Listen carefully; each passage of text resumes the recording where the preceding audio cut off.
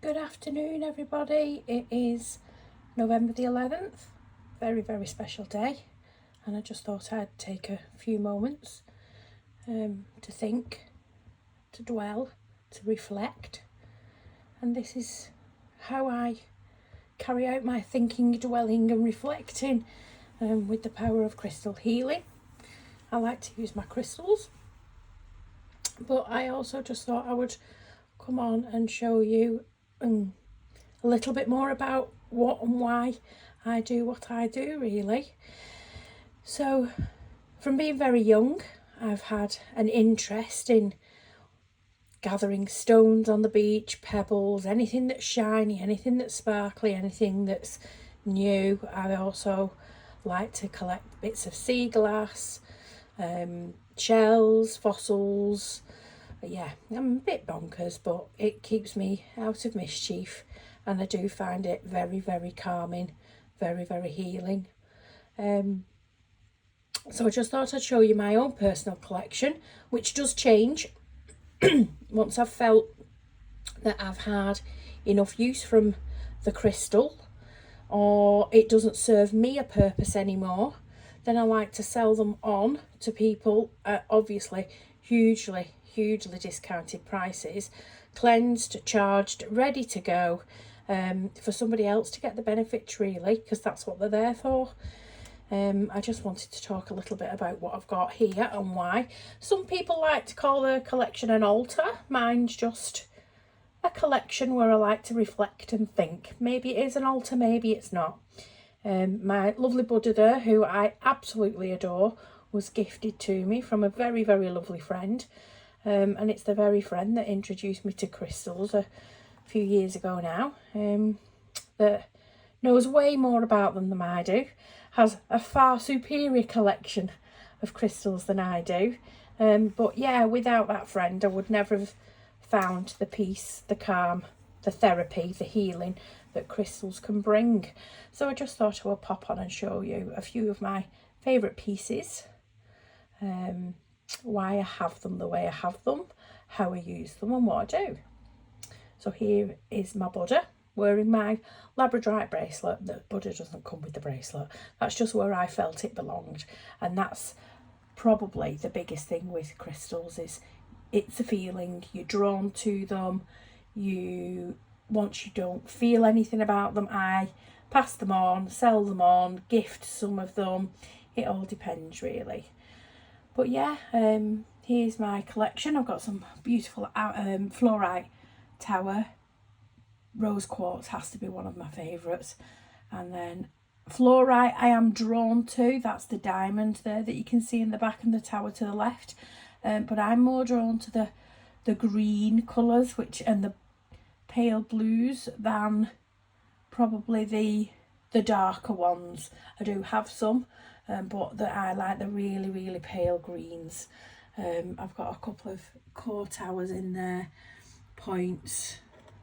That's a little fluorite cuboid that I like to keep. I do get a lot of energy from that as well. So scrolling across there, you can see my pink rose quartz tower at the back, rhodochrosite, rhodonite, smoky quartz. There's golden healer, which is the yellow coloured one, tucked there at the back. My fire quartz tower, which is sort of the peachy. This one just here. That one I do like to pop on a light base. It's stunning, and I get a lot of healing from that. Agate, I love agate, flower agate especially. Of course, clear quartz, everybody has to have clear quartz. Clear quartz, crackled quartz, which is this one, which just looks like it's lit up all the time. It's stunning, it's beautiful. Over to my specimens, probably sort of my special bits. I've got some generators up there on the middle shelf. I've got my carved flames at the top. Again, flower agate's a big feature. Smoky quartz, tourmaline. Black tourmaline is incredible, and I'll show you something a little bit magic about that piece shortly. Skulls were a strange one for me. I was never drawn to skulls. I was more drawn to what the skulls were made of. And then once I got my first one, which was the small yellow crazy lace one there, then I got the flower one, then I found my big large agate one, and he's beautiful. I hope to show everybody everything a little bit more in detail. Then I got a bit, I love the skulls.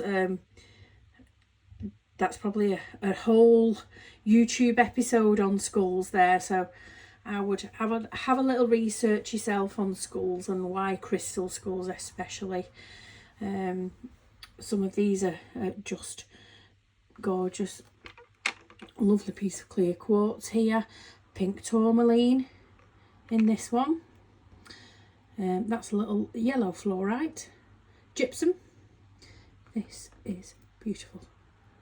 Teeny tiny pyrite. Mica, also along with a bit out of focus. Green tourmaline embedded. And they're not all big crystals. Some of them, the small ones, are just as special as my larger grey agate type ones. Rock salt, I love rock salt. I have my rock salt lamp there. This is my current crystal grid, which I'm manifesting abundance. I think everybody could do with a bit of abundance right now. The whole world seems economic climate, life is hard, so yeah, I've got a lot going on there, but again, that's my personal thing, so I won't go into that now. One of my passions really in crystals is pink amethyst, which is what you can see there, the portal at the back. The energy that I get from those is just phenomenal. Again, pink amethyst over there, a bit more rose quartz, which is where I like to keep my bracelets.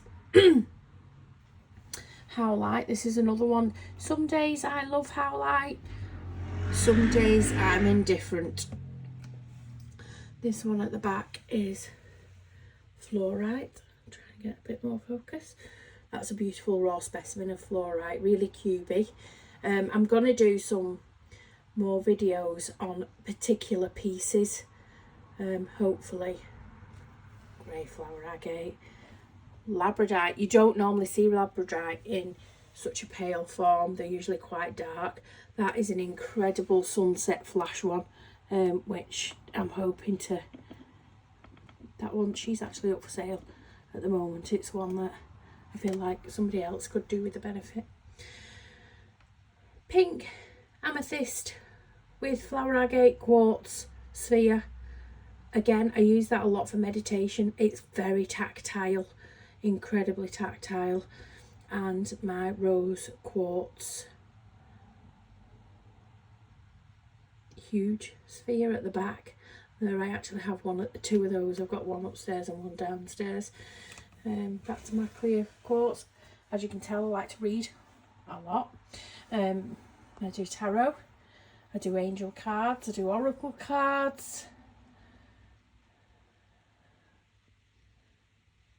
Lots and lots of, this is my thing, this is my pastime. That's my little sort of purpley collection. A lot of amethyst in there. Dream amethyst, amethyst point, pink amethyst, chevron amethyst, grape amethyst. I've got a few pieces in there and I like to keep them just out the way. I just feel like they just need a little bit more protection than some of the other things. But yeah, I just wanted to come on, share a little bit more about me, share why I do what I do. I don't know how or why I felt I needed it. If I'm honest, there wasn't a point I need something. It wasn't like that. I just felt drawn to it, and that's the way that I always tell anybody that's choosing a crystal, whether it be to meditate, to heal, whether I'm doing a card reading for them.